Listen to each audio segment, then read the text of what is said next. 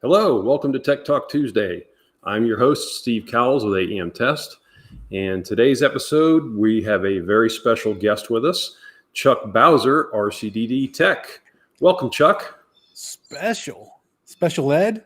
Very special. Okay. Welcome to the show, Chuck. Glad you could join us today. My pleasure. You catch me on my lunch break, and I apologize if I seem kind of preoccupied. I got my show cohort here kind of begging for attention. Exactly.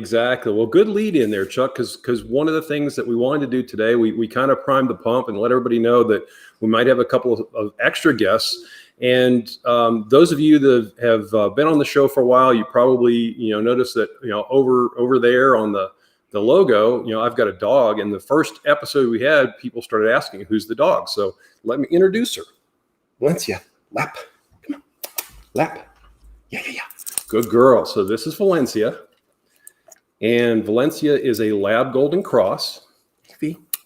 And Valencia is, she was part of the program. Some of you that know me on LinkedIn know that my wife and I raise puppies for a service dog organization. And we get them about 8 weeks of age, and then we have them until they're 18 to 24 months old. We train them, teach them a bunch of stuff, give them back to the organization. And, after they're socialized and learn several commands, and then they put them through professional training. And then at the end of that, they're typically paired up with somebody with a physical disability free of charge. So Valencia was in that program. Our best friends, Gene and Kevin, were her puppy raiser. And then Valencia was released for a mild medical condition that made her ineligible for service. And Gene and Kevin adopted her. So we're over at Gene and Kevin's place right now, and wanted to introduce Valencia. So she's my cohort in the logo there. And just wanted to let everybody know, who she is and what it's all about. So I'm going to go ahead and release her, and then let you talk about who's with you. What's her nickname? Everybody's got to have a nickname. V. So, or Princess. So but Valencia is her name, and we call her V for short. Sometimes Princess because she kind of rules the roost. So she has more than one, kind of like ours. So let's see if I can get mine. Mine's not going to be as well behaved as yours. Come on. So this is Harley. She's the she appears on quite a bunch of my videos. She's usually on the couch in the back. She's a 9-month-old German Shepherd, and I bought her from a guy who breeds dogs on the side, but his full-time job, telecommunications. Ah, cool. Yeah. And a lot of people think she's named Harley because I ride a Harley. Well, kind of, but her predecessor, her name was Sasha Harley. And so we named her after the female that we had before her, out of tribute to our female. So she knows 2 speeds, full throttle, and sleep. And right now she's in full throttle. So, is she food motivated? Oh yes, food and ball motivated, either or. Oh, she loves to please. She's a great dog for training and stuff. So, but she's a handful. Cool. Okay, well, I appreciate you bringing her on the show and letting us get to know her a little bit. And that I put the hashtag cable dog in the link for today, so hopefully people caught wind of that. But so I guess we can get to kind of the meat of today's show. We're talking about things that over the last 3 decades or so, you and I have kind of learned, either on our own with some of our experiences in the field, or, especially in my case, there's a lot of stuff that I've just absorbed from all of the professionals I've met over the years, and figured we'd just use the show to kind of talk through some of that, share some of these tips and tricks, and, just to kind of do exactly what your show on Thursday nights does, is to help educate people, and wanted to kind of, bring some of that forward. One thing, I'll throw out right away that I learned initially was that when you are getting ready to do a job, check all of your materials before the start of the job. Make sure you got everything right. You don't want, back in the day when we had to order 568A or 568B for the panels and jacks, you want to make sure that both were B or both were A. I've seen situations where that got a job all hosed up. Making sure things like, if you're doing a Cat 6A job, make sure your panels are 6A, your jacks are 6A, everything, those kind of things. And you're making sure you got the right quantities of everything. Just kind of a common sense thing. It's funny you say that. I did an interview this week. I'm starting another series on my show called Industry Icons, and I'm calling in people that have been around the industry for 20, 30, 40 years and how they impact the industry. And well, I don't want to say who the guest is yet, but that show's coming out in 2 weeks. And that's what we talked about. You have to understand your past to be able to know where you're going, right? And since you guys sell testers, let's get into the heart of the program, right? So a lot of people think tips and tricks for testers. The first tip actually comes before you test the first cable. The first tip is you have to have a good test plan as an organization. And there goes my land shark. She already knocked over one of my studio lamps. I don't know if you saw it go down on me behind me. That's nice. Yeah, that's really, this is live video, baby. Live video. But so in order to be successful, every company should have a good test plan right out of the gate before they even start testing cables. And the test plan should really cover both training and operationals, right? And I got experience on both sides of this coin, being on the one who's running the tester side and also on as a manufacturer looking at test results. So as a part of the test plan, they should really teach their technicians how to set up their testers. And the key critical thing is put the user's name in the tester who's actually doing the testing.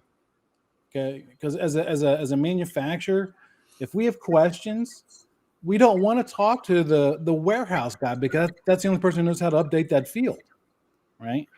And then also you need to make sure that they know how to set up the results. And here's another hot spot too.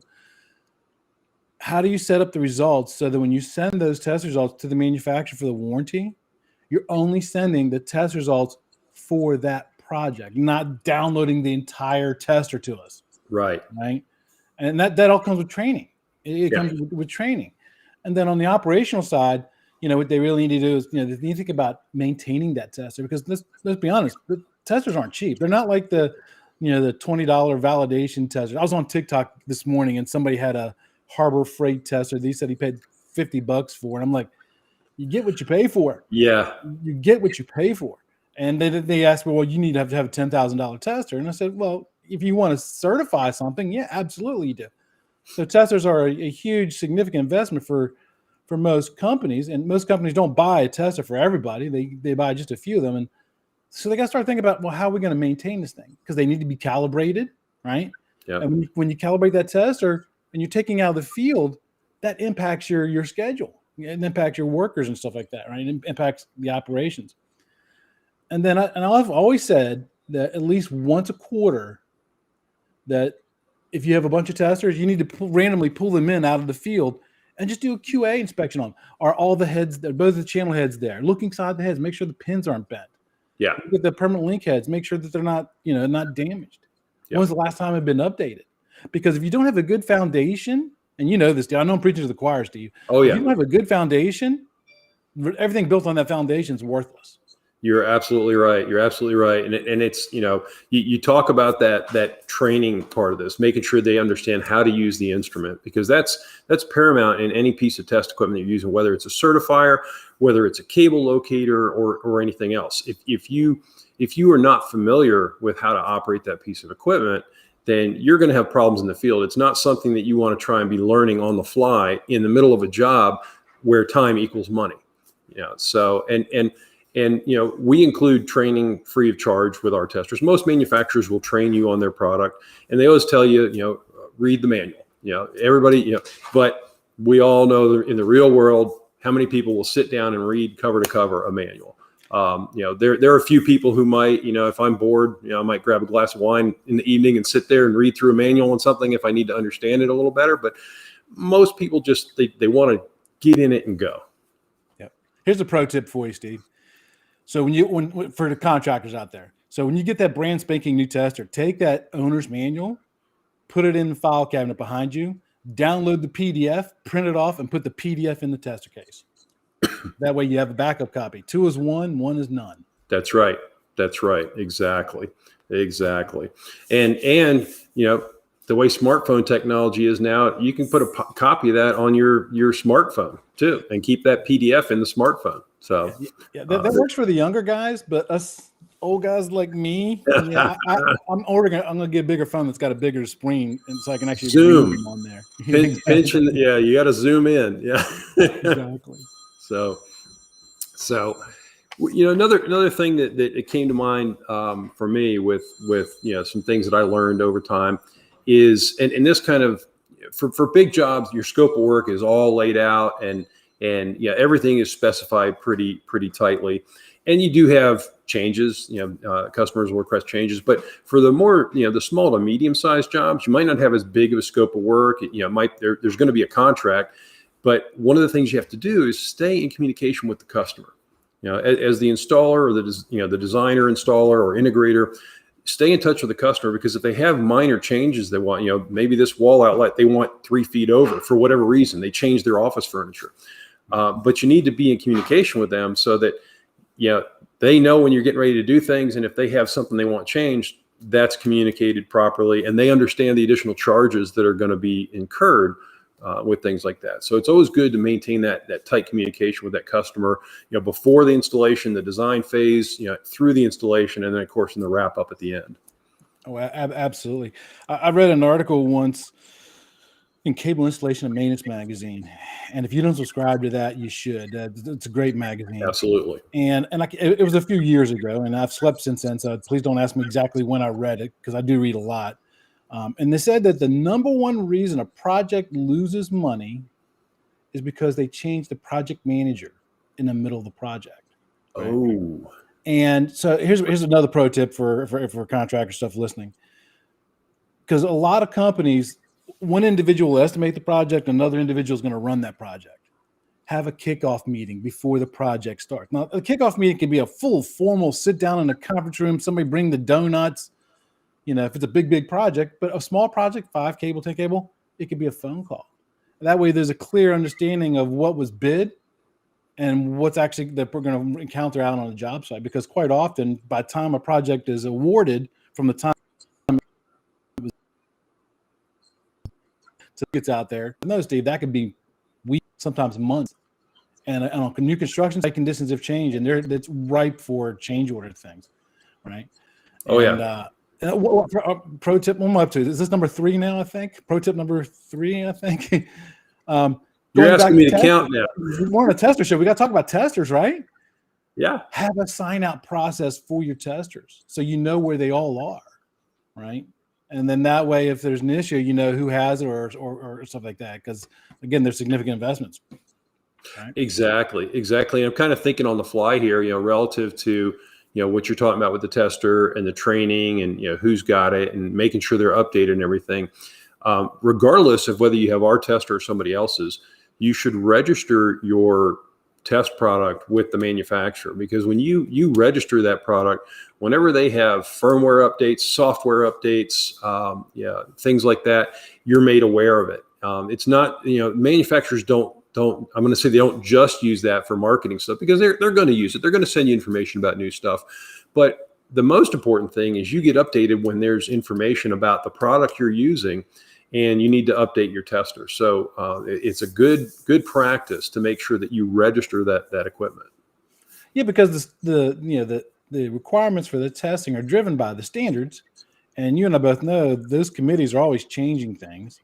And those changes get reflected in the software updates. So exactly, having the latest software updates can ensure that when you submit those test results to that manufacturer for warranty purposes, you have a better chance of them accepting those test results.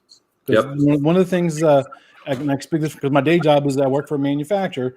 One of the things we look at is, when was the last time that thing had a software update? Yep. That's one of the things we look at. Yep, exactly. And most of the manufacturers know what the current version is, because they typically will have one of those testers in their lab. That's how we gain approvals from manufacturers, is they have a piece of test equipment. All the manufacturers are the same. Get a piece of their test equipment in the lab. They have to put it through rigorous testing before they'll grant that approval. So they're familiar with the equipment. They're familiar with what version of firmware and software might be out there. So it's good to keep your stuff up to date. Yep, absolutely. One thing, and this is kind of, off topic with testing, but it kind of relates to testing. Be aware of how much pulling force you're using when you're installing. And this goes back to like square one. Probably one of the questions that every single RCDD out there had on the exam was the pulling tension for Cat 5e or Cat 6 or 6a. And it's kind of on a tangent here a little bit. Fiber you can pull with a lot more force because you're actually not attaching to the glass itself. You're attaching to the strength members and the combination of the strength members and jacket and et cetera. But with the copper, especially when you're pulling it in, if you pull it with too much force or it goes through too many 90s and it creates additional force on there, what happens is you end up changing that geometry. And now the pair geometry is changed. And this is going to show up in your test results. You're going to see crosstalk issues and things like that. So it's always good to be mindful, during the installation of how much pulling strength you're using, and resist that human urge that if you're pulling and all of a sudden it feels like it's stuck. The right thing to do is not to put your foot on the wall and just yank as hard as you can on that cable to pull it through, because you've just exceeded that pulling tension. Oh, absolutely. I did a project once where some guys that actually were pulling some outside plant cable. By the way, the pro tip number 4, that knot is called a half hitch. It's called a biting knot. But you didn't know that, did you? No. So anyway, we did a project in Miami, and the guys actually pulled the cable through the conduit system with an F-150 pickup truck. Ooh. And couldn't understand why half the strand didn't pass. Ooh. Oops. Ooh. Yeah, exactly. And you talking about the pulling tension, because we all know it's 25 pounds or 50 pounds if it's fiber, right? Right. So one of the questions I get asked quite often, and I've never really had a good answer. Even when I went through my Bixie trainer class, I asked the trainers that, how do you measure that? And one person, well, you take a fish scale and you put it on and you pull in. Okay, so is that 25 pounds? Is it for one cable? What if I have 5 cables? Is it 25 times 5? And so my other thing is exactly what you said. As long as it's pulling smoothly, it's not kinking, it's not catching, and you're not having to, feel like you're doing a workout, then you're probably within range. And they make these things called breakaway swivels. And I don't know that I've ever seen them for the 25 pound, but they do have breakaway swivels that once you get to a certain pulling tension, that swivel will disconnect. So it won't let you exceed that pull force. Yes. So those do exist. I don't know if they exist for 25 pounds. Maybe they do. Maybe one of our attendees here has an idea if they've seen those out there. But yeah, that is one method of doing it. When you're pulling heavier cables, obviously you'd have if you're using a cable puller, you're going to have a force gauge on the cable puller so that you don't exceed that force. And when you start to use equipment for pulling cable, that is one of the most dangerous things that you can do in our industry is pulling cable. And you have to be very careful. If you are using a cable puller, make sure the rope is rated 4 times what that puller is rated for. You don't want to just hook up some nylon rope to a puller and try and pull your cable in, because when it snaps, it's going to come screaming out of that pipe at you.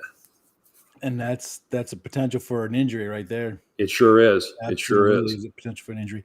Yep. The Kellums grips, as you mentioned earlier, you can buy them with the rated breakaway heads, and when I mention those in my classes and stuff, I usually get pushback from if it breaks, then we got to pull the cable back out and restage it.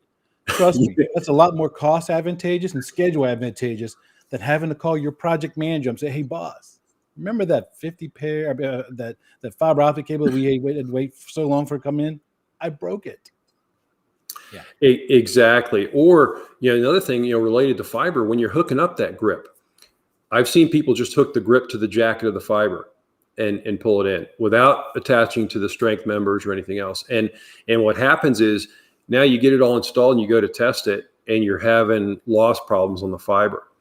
And you can't figure out, the connectors look good, everything looks good, you can't figure it out, and you hook up an OTDR to it, and all of a sudden now you're finding you've got some anomalies in the fiber.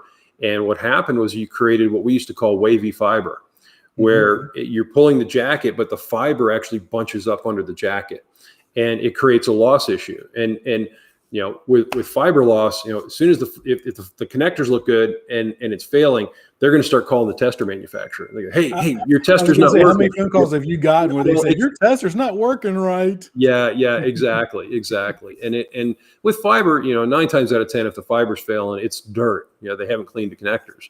But if everything else, you've gone through all these things and tried to troubleshoot the fiber and you can't figure out why it's failing, get an OTDR and shoot it. Maybe you've got micro bends, macro bends. Maybe you've got something else going on with the fiber. And the wavy fiber is a good example. That causes problems. So you already mentioned tier 2 testing. I know what the stance is from my day job. How do you feel tier 1 versus tier 2? If you have a preference, you're writing the specs for a job, which are you going to spec out, tier 1 or tier 2? Well, I'm going to spec tier 1 because my tester's tier 1. It doesn't have an OTDR on it. But just from talking to contractors in the field, most of the people I've talked to in the field, what they use OTDRs for 9 times out of 10 is troubleshooting. When they have a problem, they can't figure it out. As far as the scope of work goes, it gives you a blueprint, if you will, of the cable, which is good. It's good to see that. But the reality is, if it passes a tier 1 optical loss test, chances are that fiber is in excellent shape and you don't have a problem. Because if you had a problem, you would have grabbed an OTDR to try and troubleshoot that anyway. And I've actually seen people talk about, well, I'm just going to use the OTDR because it'll show me the loss. And while an OTDR will show you loss, it's a reflective event loss at each of those. It's not an optical loss test. It's a very different test than an optical loss test system where you're using a light source at one end and a power meter at the other. And it's very important for people to understand that an OTDR does not replace an optical loss test system. You still have to do that tier 1 test. That's required by the standards. Tier 2 is an option. Yeah, a lot of technicians. And I get this in class a lot because one day I'm going to have to sit down and figure out how many people I've actually had in a class. I used to track it, and I quit at 10,000. So I know.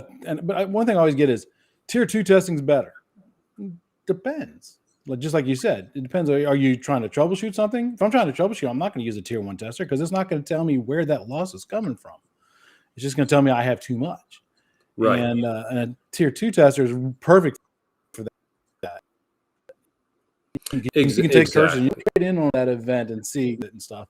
And a lot of customers are actually requiring what's called spool testing or reel testing.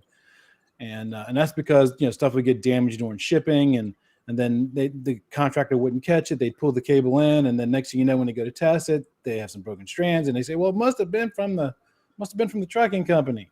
And the trucking said, no, it must have been from you guys because you didn't write anything on the bill of lading that said that something was damaged. And it left the customer holding the bag. Yep. And I do recommend anybody that's doing fiber, there's some basic things that you want to have in your kit. You got your optical loss test set because you have to do that per the standards. You need to have a visual fault locator. If it's not built into your test set like ours is, you have one separate.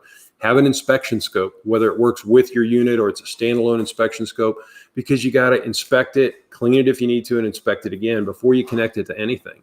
So, and then lastly, of course, an OTDR. Anybody that's doing a lot of fiber work, you really need to have an OTDR in your arsenal. It doesn't have to be part of your certification system. It could be a separate OTDR because you're using it mostly for troubleshooting. And if you get a job that requires tier 2, there's nothing in that tier 2 that says that same instrument has to do both tests. You can provide the OTDR traces and you can provide the loss testing as 2 separate reports, and it still qualifies as your tier 2. Oh, absolutely.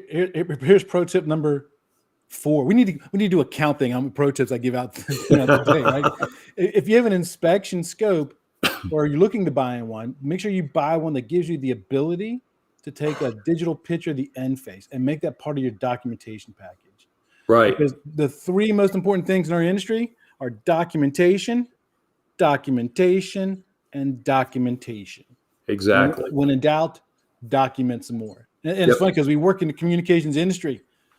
What do we suck at? Communication. Yeah, you're right.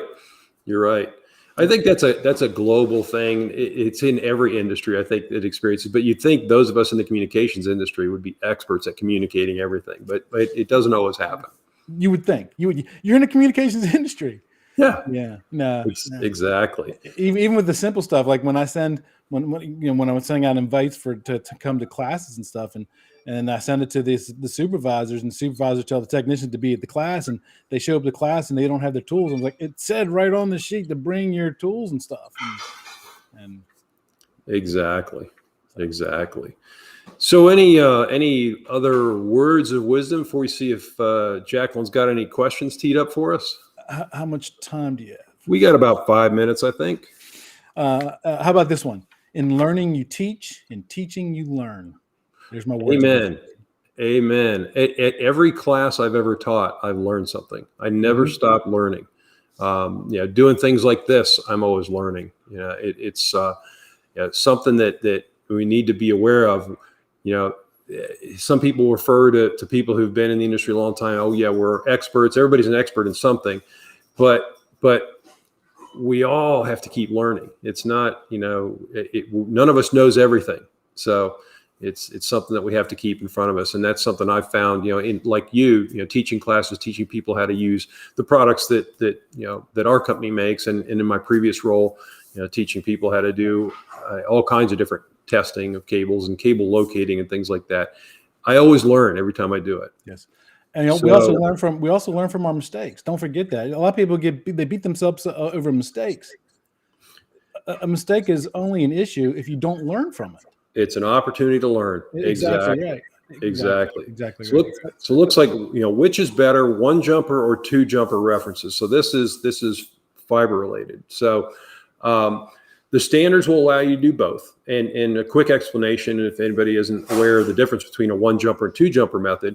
So with a dual ended tester, each unit has a light source and a power meter. So you're going from light source on one to a power meter on the other and vice versa. So when we refer to one jumper versus two jumper, it means when you set the reference, you've got one jumper from the light source to the power meter. So on the main, one from the light source to the remote power meter, and then from the remote, one from that light source back to the main power meter, and you set your reference. So that's called a single jumper method. The two jumper method, you have a reference cable attached to the light source port and a reference cable attached to the power meter port, and you have a coupler, a bulkhead in between them, and you set the reference. Now, while both are acceptable in the standards, the one jumper method is preferred. And the reason is when you couple two together and you set that reference, you're essentially referencing out that mating point. And then when you disconnect those, one of those goes to each end of the fiber under test. And now you could potentially reference out one of the, if the end of the fiber you're testing has the same exact loss as the one you just referenced out, it's going to show zero loss when you really do have loss there. So you can mask loss using that single jumper. So the single jumper is definitely a preferred method, although both are acceptable. And there are certain situations where you can't get away from it. If you're trying to go between series connectors and things like that, you can't get away from that. I got a question for you, Steve, and I get asked this question all the time in class, and it's tester specific. It really is. And so one of the things we got to do is we got to make sure that we allow the light source to stabilize before we start testing the fiber, right? What do you recommend for AEM test equipment? How long do you recommend you leave it on to stabilize before you start zeroing out your equipment? That's a great question. So you want to let it sit for 5 minutes. There are other manufacturers out there that take about 10 minutes. Yes, that's what I said. And with ours, it's 5. And if you try to set reference before that 5 minutes is up, it will tell you need to wait, and it'll tell you how many seconds you got left. So the reason behind that is you want to let the electronics warm up so that they stabilize. And it's now if you've left your tester out in sub-zero temperatures overnight, you probably want to bring it into the building and have it warm up a little bit before you even try to do any of that. But normal temperatures, even winter temperatures, 5 minutes is typically plenty of time. Okay. Pro tip number 5.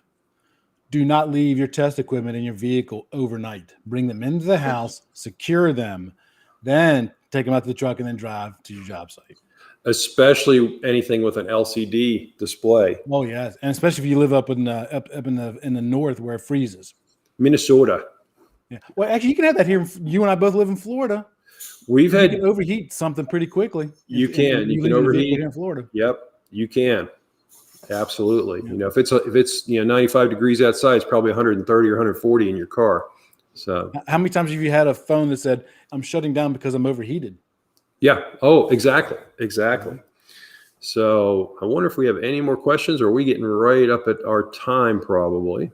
So I think we're right at about 30 minutes. And Chuck, I really appreciate you coming on the show this week. My pleasure. And it was a pleasure having you. Always enjoy talking to you, whether it's on one of our podcasts or just chatting offline. It's always good to catch up. Same here. So really appreciate it. And thanks everybody for attending today. And we will see you next week on Tech Talk Tuesday at noon.